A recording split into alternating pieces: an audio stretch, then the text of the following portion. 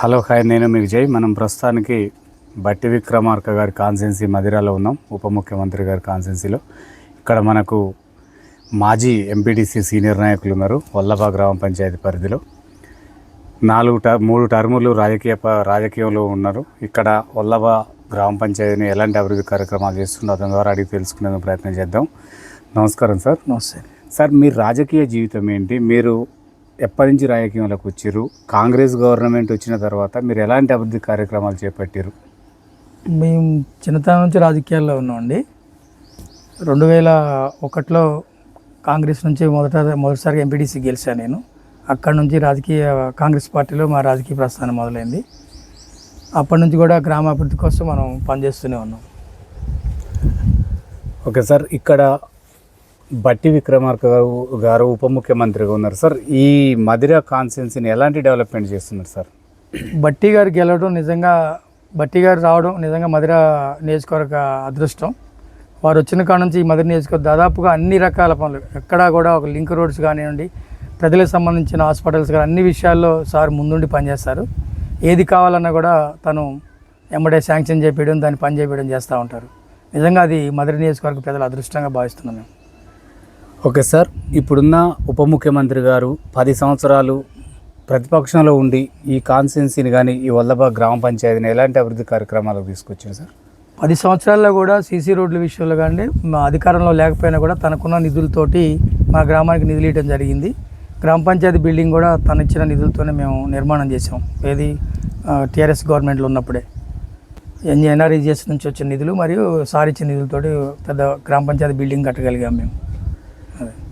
Okay sir, మీరు కూడా MPTC కానీ సర్పంచ్ కానీ మళ్ళీ 3 పర్యాయాలలో 2 పర్యాలు ప్రతిపక్షంలో ఉన్నారు సార్. మీరు అభివృద్ధి ఎలా సాధ్యమైంది ఇంత పెద్ద గ్రామ పంచాయతీ? వాస్తవంగా అంటే సారు ఎమ్మెల్యేగా ఉంటమే అది అభివృద్ధికి కారణం అండి. వాస్తవంగా అయితే టీఆర్ఎస్ గవర్నమెంట్లో ఎంపీటీసీలకు అంటూ ఏమీ లేదు అసలు. కేవలం నామకే వాస్తు తప్ప ఎలాంటి అభివృద్ధి ఒక్క రూపాయి కూడా నిధులు ఇచ్చింది లేదు. ప్లస్ ఇంకోటి ఏంటంటే ఇక్కడ టీఆర్ఎస్ మళ్ళీ ఎంపీపీ ఉన్నారు, వాళ్ళు మాకు ఏమీ ఒక్క రూపాయి కూడా నిధులు ఇవ్వలేదు. కేవలం సార్ ఇచ్చిన వాటితోనే మేము పనిచేయగలిగాం అంతే. ఓకే సార్, ఇక్కడ బీఆర్ఎస్ ప్రవేశపెట్టిన పథకాలు గతంలో ఎంత మేరకు అభివృద్ధి చెందినాయి సార్? ఇక్కడ మా ఊరికి వచ్చేసి ఒక్క పథకం కూడా అమలు కాలేదండి. మిషన్ భగీరథ అని పెట్టారు. ఆ నీళ్ళు ఇంతవరకు కూడా మా ఊరు మా ఊరిలో 3 వాటర్ ట్యాంకులు, ఒక వాటర్ ట్యాంక్ కూడా నీళ్ళు ఇంతవరకు రాలేదు. ఇప్పటికి కూడా ప్రతిసారి రిఫైల్తో నడుస్తుంది అది తప్ప. ఒక్క అభివృద్ధి టీఆర్ఎస్ గవర్నమెంట్లో 10 సంవత్సరాలు ఏ ఒక్క అభివృద్ధి కార్యక్రమం కూడా వల్లభలో జరగలేదండి. గతంలో బట్టి గారి హయాంలో మేము చేసిన సబ్స్టేషన్ కానివ్వండి, పిఎస్సి సెంటర్ అని మేము గత కాంగ్రెస్ గవర్నమెంట్ అధికారులు ఉన్నప్పుడు మాత్రం ఇచ్చినవి ఉన్నాయి అంతే.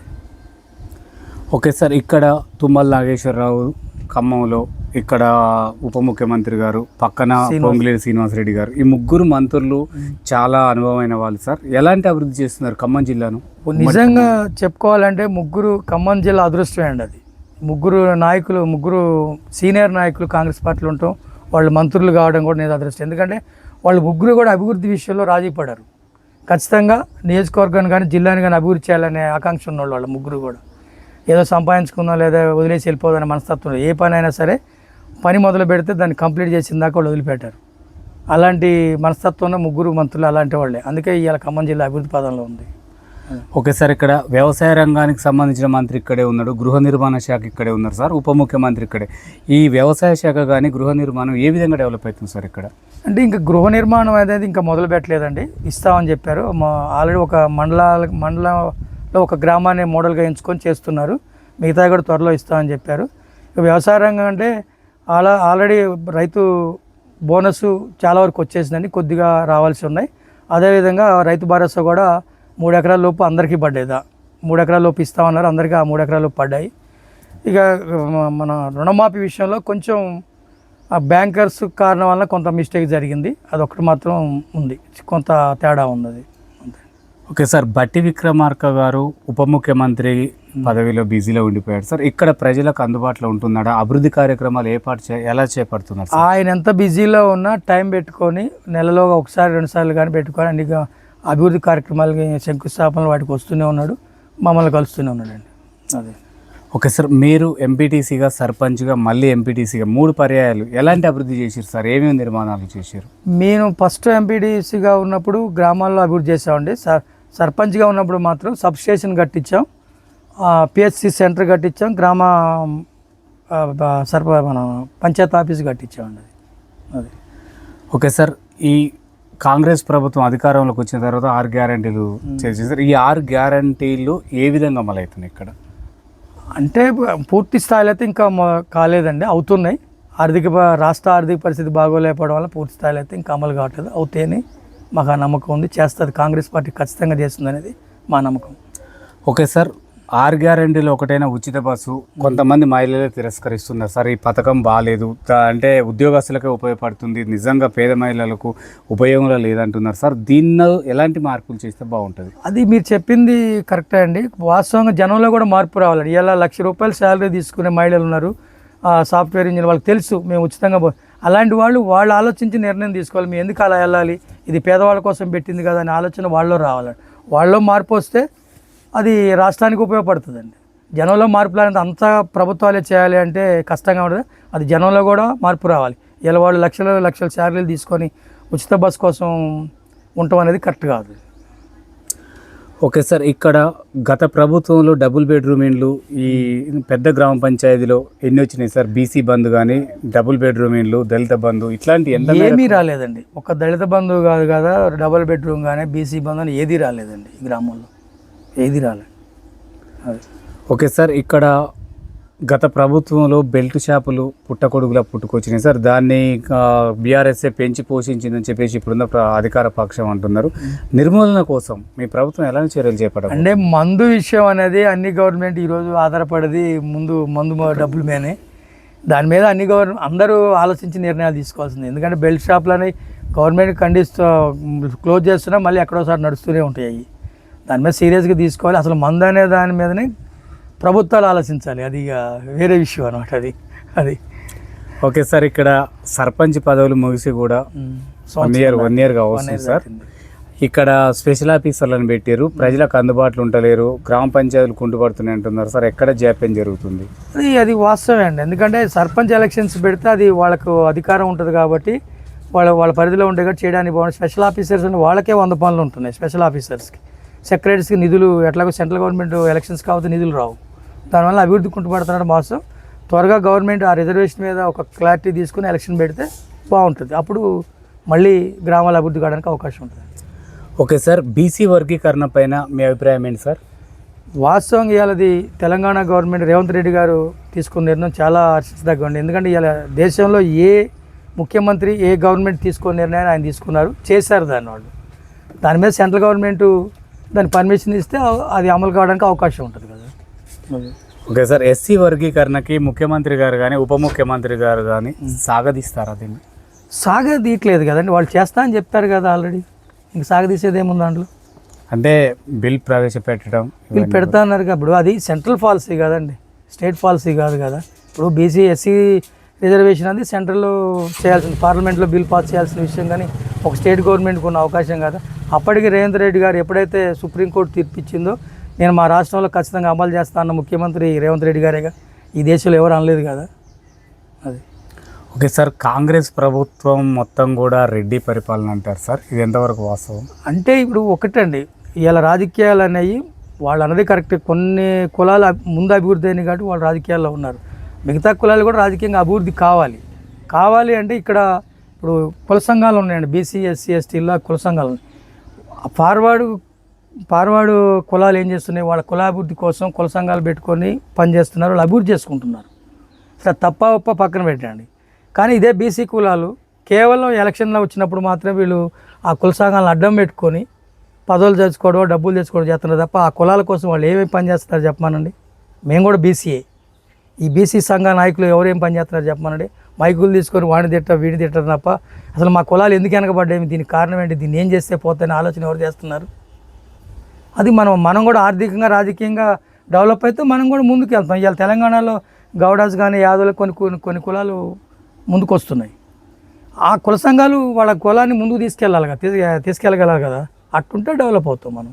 పొద్దున్నాక వాడు రెడ్డి ఆ red hand development come hand development వాడిని తిట్టుకుంటూ కూర్చుంటే మనం ఏం డెవలప్ అవుతాం కావం కదా. ఇప్పుడు ఇవాళ బీసీ సంఘ నాయకులు చూడండి, ఆయన జాతీయ స్థాయి నాయకుడు ఎన్ని పార్టీలు మారిండు, దేనికోసం మారిండు? బీసీ సంఘాలు బీసీ నాయకులు ఆలోచించాలి కదా. ఓకే సార్, తీన్మార్ మల్లన్న కూడా ఎమ్మెల్సీగా చేస్తున్నారు సార్. అతనే బీసీ నివేదిక తప్పుందని చెప్పి కాల్ చేయడం జరిగింది. మళ్ళా బీఆర్ఎస్ తోటి మందనాలు జరుపుతున్నాడు సార్. నిజంగా తీన్మార్ మల్లన్న ఏ విధంగా చూడొచ్చు? తీన్మార్ మల్ల అనేది దాన్ని ఏమంటారంటే అసలు కరెక్ట్ పర్సన్ కాదు. ముందు నీకంటూ ఒక ఫాల్సీ లేదు, తనకంటూ ఫాల్సీ లేదు. ఇక నేను జనంలో నానాలి, ఏదో ఒకటి పెట్టుకొని నానాలి, జనంలో ఉండాలి. ఇప్పుడు జనరల్గా ఏంటంటే మంచి చేసేవాడు జనంలో తొందరగా రాడు. ఎవడో తిట్ట ఏదో ఒకటి చేసేసి కాలితే తొందరగా ఎక్స్పోజ్ అవుతాడు. ఆ టైప్లో తీన్మార్ మల్లన్న గారు ఉన్నాడు. ఇప్పుడు నిజంగా నీకు బీసీ మీద ప్రేమ ఉంటే, లేదా బీసీల మీద ఏ పార్టీలు ఎందుకు మరి నీ సొంతంగా ఉద్యమాలు చేయకపోయినవా? కాంగ్రెస్లోకి ఎందుకు రావాలి, ఇంకో బీఆర్ఎస్కి ఎందుకు సపోర్ట్ చేయాలి, లేదా బీజేపీకి ఎందుకు సపోర్ట్ చేయాలి? నువ్వే ఉద్యమం చేయి, ఈ లోపం ఉంది. ఇప్పుడు ఇలా రాష్ట్రంగా చేసింది అధికారులు. ఆ రోజు కేసీఆర్ పరిపాలన ఉన్నప్పుడు జనగణన చేశారు వాళ్ళు. అదే సేమ్ ఇదే చేశారు. వీళ్ళు బయట పెట్టారు, వాళ్ళు బయట పెట్టలేదు. బయట పెట్టిన తప్పని నువ్వు ఎలా అంటావు? అది ఆయనకు ఉండాలి కదా. మరి నువ్వు చేయి మరి సర్వే, లేదా బీసీ గణన ప్రకారం బీసీ కుల సంఘాలని కూర్చొని మా కులం ఇది మేము ఎంతో సర్వే చేయమన్నాడు వాళ్ళని. అది లేదు కదా. ఎప్పుడు మైక్ తీసుకొని వాడిని తిట్టా వీడిని తిట్టా రెడ్ ఓడేయండి. ఇప్పుడు ఒక కులాన్ని తిట్టాక మనకేముందండి? డెవలప్ అయ్యి నువ్వు కూడా చేయి, వాళ్ళకి వ్యతిరేకంగా నువ్వు కూడా పోరాటం చేయి, డెవలప్ చెయ్యి. అది లేదు కదా తీన్మార్ మల్లన్న గారు. ఇప్పుడు వీళ్ళంతా బీసీ సంఘాలు, ఎస్సీ ఎస్టీ కుల సంఘాలన్నీ కూడా కేవలం వాళ్ళ అభివృద్ధి కోసం, వాళ్ళ కుటుంబాల డెవలప్మెంట్ కోసం ఉపయోగపడే తప్ప జనాల కోసం ఉపయోగపడేది ఏం లేవు, నాకు తెలిసి అయితే ఏం లేవండి. అది ఓకే సార్, మీరు సుదీర్ఘంగా రాజకీయంలో ఉన్నారు సార్. గత ప్రభుత్వంలో విద్యా వైద్యంపై ఎలా ఉపయోగపడింది సార్? ఇప్పుడు ఈ ప్రభుత్వం వచ్చిన తర్వాత విద్యా ఉద్యోగం పైన ఎలా ఉంది? విద్యా విషయంలో బాగానే ఉందండి. వైద్యం విషయంలో కూడా బాగానే, గతం కంటే బెటర్గానే ఉంది. వైద్యం విషయంలో ఇంకా మారాలి, ఇంకా ముందుకు వెళ్ళాల్సిన అవసరం ఉంది. ఎందుకంటే కార్పొరేట్ హాస్పిటల్లో పేదలకు ఉచిత వైద్యం, గవర్నమెంట్ హాస్పిటల్ అయితే ఇలా చాలా వరకు మంచిగా నడుస్తుంది. ఇలా మేము హైదరాబాద్లో గాంధీ హాస్పిటల్ కానివ్వండి, నిమ్స్లో కానివ్వండి మా వాళ్ళని పంపిస్తున్నాం కదా, మంచిగా చూస్తున్నారు. అక్కడ ఉస్మానియా కూడా బాగానే ఉంది గతం కంటే కూడా. ఓకే సార్, ఇక్కడ గతంలో వరద బాధితులు ఉన్నారని తెలిసింది సార్. వాళ్ళకి ఎలాంటి న్యాయం చేసింది గవర్నమెంట్? ఇక్కడ బాగానే వచ్చినాయండి వరద బాధితులు. దాదాపు కొద్ది గొప్ప నష్టపోయిన రైతులకు కూడా అందరికీ అమౌంట్ వచ్చినాయి. దాదాపు 90 అధికారులు సర్వే చేసిన దాని ప్రకారం అయితే అందరికీ డబ్బులు వచ్చినాయి, నష్టపరిహారం వచ్చింది వాళ్ళకి. ఓకే సార్, ఈ ప్రభుత్వంలో మహిళలకు ఎలాంటి రక్షణ కలుగుతుంది? గత ప్రభుత్వంలో టీం తీసుకొచ్చింది సార్, ఇప్పుడు మహిళలకు ఎలాంటి రక్షణ కలుగుతుంది సార్? ఇప్పుడు రక్షణ బాగానే ఉంది కానీ గతం కంటే బెటర్గానే ఉన్నాం. టీంలో ఉన్న టీం అనే మెయిన్ కదండి. అందరం సహకరిస్తేనే అది మహిళలకు రక్షణ ఉంటుంది. ఇంకా అందరం సీరియస్ తీసుకుంటూనే అవుతుంది కదా అది. ఓకే సార్, ఇక్కడ డ్రగ్స్కు యువత మొత్తం కూడా బానిసలు అవుతున్నారు సార్. ఈ ప్రభుత్వం డ్రగ్స్ నిర్మూలన కోసం ఎలాంటి చర్యలు చేపట్టబోతుంది? వాస్తవంగా ఈ విషయాన్ని చాలా మన దేశంలోనే సీరియస్ తీసుకోవాల్సిన అంశం అండి ఇది. గత 10 సంవత్సరాల్లో 2 తెలుగు రాష్ట్రాలు అంటే మాకు పక్కనే కాబట్టి ఆంధ్ర కూడా వాస్తవంగా డ్రగ్స్ బాగా పాకిపోయింది. ఈవెన్ మా గ్రామంలో కూడా అది వచ్చిన పరిస్థితి. దాని మీద ప్రతి గవర్నమెంట్ సీరియస్ తీసుకోవాల్సిన అవసరం ఉంది. గత గవర్నమెంట్ దాన్ని వదిలేశారు. దాంట్లో కూడా వాస్తవం కొంత చెప్పుకునేది అంటే రాజకీయ నాయకుల ఇన్వాల్వ్మెంట్ కూడా ఉందనేది నడుస్తుంది. దాని మీద అందరం కూడా ఇప్పుడున్న గవర్నమెంట్ సీరియస్గా తీసుకుంది, చాలా వరకు దాన్ని కంట్రోల్ చేయగలుగుతున్నారు. ఇంకా చేయాల్సిన అవసరం, దాని మీద ప్రజల్లో కూడా చైతన్యం రావాలండి, గ్రామ స్థాయి నుంచి రావాలి. ఎందుకంటే ఇలా గ్రామాలకు కూడా ఆ మాఫియా వచ్చేసింది డ్రగ్స్. దాని మీద అందరం సీరియస్ ఒక గవర్నమెంటే కాదు, ప్రతి వ్యక్తి దాని మీద సీరియస్ తీసుకోవాల్సిన అవసరం ఉంది. గతం కంటే అయితే కొంచెం తగ్గింది, ఇంకా తగ్గాలి, ఇంకా చాలా ఉంది చేయాల్సింది. ఓకే సార్, ఈ ముదిగొండ మండలంలో శాంతి భద్రతలు ఏ విధంగా పనిచేస్తున్నాయి సార్? బాగున్నాయండి, శాంతి భద్రతలు అంత సమస్యలు అయితే ఏం లేవండి, అంత బాగా ప్రశాంతంగానే ఉంది మండలం. గతంలో ప్రశాంతం, ఎందుకంటే ఇక్కడ జనం కొంత చైతన్యవంతమైన ప్రజలు ఉన్నారు. ప్రధాని ఇష్యూ చేసే మనస్తత్వాలు లేవు.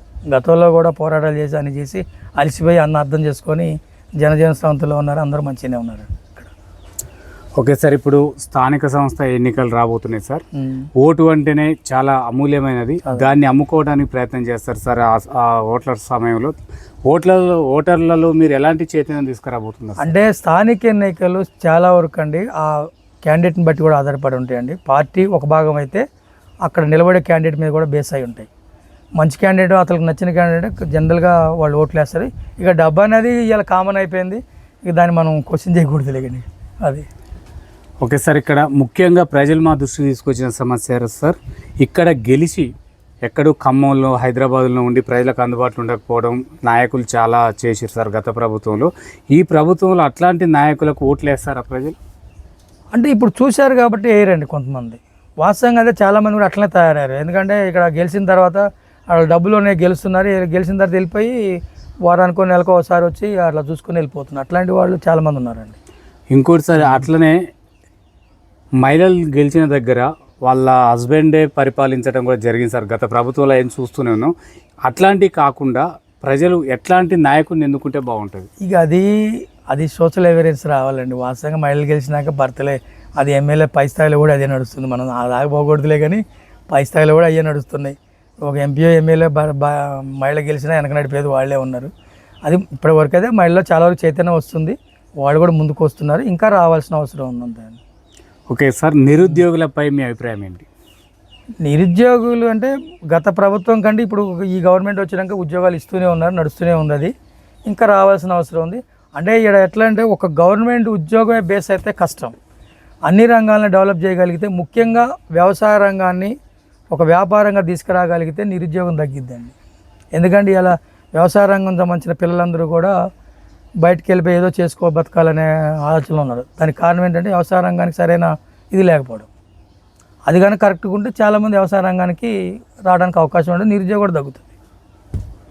ఓకే సార్, కాంగ్రెస్లో ఈ మధిర కాన్స్టిట్యున్సీలో పార్టీ కోసం పనిచేసిన వాళ్ళకు విలువలు లేవని చెప్పేసి అంటున్నారు సార్. పార్టీ మారి వచ్చిన వాళ్ళకే ఫస్ట్ ప్రాధాన్యత అంటున్నారు. ఇది ఎంతవరకు? ఇక రాజకీయాలు అనేవి ఎప్పుడు ఎలా ఉంటాయి ఎవరు చెప్పలేమండి. వాళ్ళకున్న నాయకుడికున్న ఆలోచన ప్రకారం నడుస్తూ ఉంటాయి, అక్కడున్న పరిస్థితులను బట్టి నడుస్తూ ఉంటాయి. దాంట్లో ఒక్కోసారి పార్టీ కార్యకర్త కూడా నష్టం జరగవచ్చు. అది ఓకే సార్, ఇటీవల విజయశాంతికి ఎమ్మెల్సీ ఇవ్వడం జరిగింది సార్. మంత్రి పదవి కూడా ఇచ్చే ఆలోచనలు ఉన్నాయి అంటున్నారు. వాస్తవంగా ఒక మహిళకు ఇవ్వటం మంచిదేనా? అంటే ఇక్కడ మహిళ అనేది పక్కన పెడితే ముందు ఒక నాయకురాలుగా చూడాలండి, నాయకురాలుగానే చూడాలి మనం. మహిళ అనేది పక్కన పెట్టాలి. ఎందుకంటే తను కూడా ఒక కరెక్ట్ ఆలోచనలో ఉంటే ఇవ్వటం తప్పు కాదు. సరే, పైన స్థాయిలో ఏం జరిగిందో మాకు తెలియదు కానండి, తను ఇప్పటికైనా ఒక స్థిరమైన ఆలోచనలో ఉంటే బాగుంటుంది మహిళని. కానీ ఇప్పుడు కాంగ్రెస్ పార్టీ ఎప్పుడు కూడా మహిళని గౌరవిస్తూనే ఉంది, గౌరవించుకుంది. కానీ వాళ్ళలో కూడా మార్పు. ఎందుకంటే ఇలా ఎలా రాజకీయాలు రేపు పార్టీ అధికారులు లేదనుకోండి ఎమ్మటే చేంజ్ అవుతున్నారు కదా, అది కరెక్ట్ పాలసీ కాదు కదా. ఓకే సార్, మీ ద్వారా బట్టి విక్రమార్క గారికి ఒక సూచన ఇవ్వాలనుకుంటున్నాను సార్. తెలంగాణ రాష్ట్రం కోసం మొదటి అమరుడైన శ్రీకాంతాచారి వాళ్ళ తల్లికి ఎమ్మెల్సీనో ఏదైనా ఒక పదవి ఇస్తే బాగుంటుందని మా ఆలోచన. మీ అభిప్రాయం ఏంటి సార్? 100% అండి. ఎందుకంటే తను ఆ రోజు తెలంగాణ కోసం తన జీవితాన్ని త్యాగం చేశాడు, కుటుంబాన్ని త్యాగం చేశాడు, అందరిని వదులుకొని. అలాంటి కుటుంబానికి మనం న్యాయం చేయడం తప్పలేదండి. మేము కూడా దానికి 100% సపోర్ట్ చేస్తాం. ఓకే సార్, ఈ విషయాన్ని ఎలాగైనా మీరు ఉప ముఖ్యమంత్రి దృష్టికి ఏ విధంగా తీసుకెళ్తారు? అంటే ఇప్పుడు మీరు చెప్పారు కదా, మీరు అడిగారు కాబట్టి మేము ఖచ్చితంగా దాన్ని ఆయన దృష్టి తీసుకెళ్తాం. ఏదో ఒక రోజు మా వస్తాడు, ఇట్లా చర్చ నడుస్తుంది సార్, మనం కూడా సపోర్ట్ చేయాలి దీన్ని అని చెప్తాం. ఓకే సార్, ఇప్పుడు ఈ వల్లభ ప్రజలకి ఓటర్లకు ఏం చెప్పదలుచుకున్నారు సార్ ఎన్నికలను ఉద్దేశించి? ఇక్కడ వల్లభి ప్రజలు అయితే ఎప్పుడు మంచోళ్ళండి. ఎందుకంటే ఇక్కడ లేబర్ సెక్షన్ ఎక్కువగా ఉంది, లేబర్ అంతా కూడా ఒక మాట మీద ఉంటారు. ఇంత పెద్ద ఊర్లో కూడా మేము రాజకీయాలు చేస్తున్నట్టు కారణం అది. వాళ్ళు ఎప్పుడు చైతన్యంగానే ఉన్నారు, మేము చెప్పింది వింటారు. మాకు ఏది కావాలన్నా వాళ్ళు అడుగుతారు, మేము చేసి పెడుతూనే ఉంటామండి. ఇంకా కాకపోతే అంటే యువతరానికి చెప్పేది ఏంటంటే చదువుకోవాలి. ముందు ఇక్కడ వల్లభి బ్యాడ్ ఏంటంటే ఎడ్యుకేషన్ తక్కువ. ఇక్కడ తల్లిదండ్రులు కూడా ఎడ్యుకేషన్ మీద ఎక్కువ దృష్టి పెట్టిన పరిస్థితి ఉంది. మేము కోరుకునేది అంటే, నేను ఫస్ట్ నుంచి కోరుకునేది ఏంటంటే పిల్లల మీద దృష్టి పెట్టాలి, వాళ్ళకి మంచి పౌరులుగా మంచిగా చదివించాలనేది మేము కోరుకుంటున్నాం. ముఖ్యంగా వల్లభి ప్రజలకు తెలియజేసేది కూడా అదే మేము. అది ఓకే సార్, థ్యాంక్ యూ. మీ సమయాన్ని మాకు కేటాయించిన ధన్యవాదాలు సార్. ఓకే, థ్యాంక్ యూ అండి.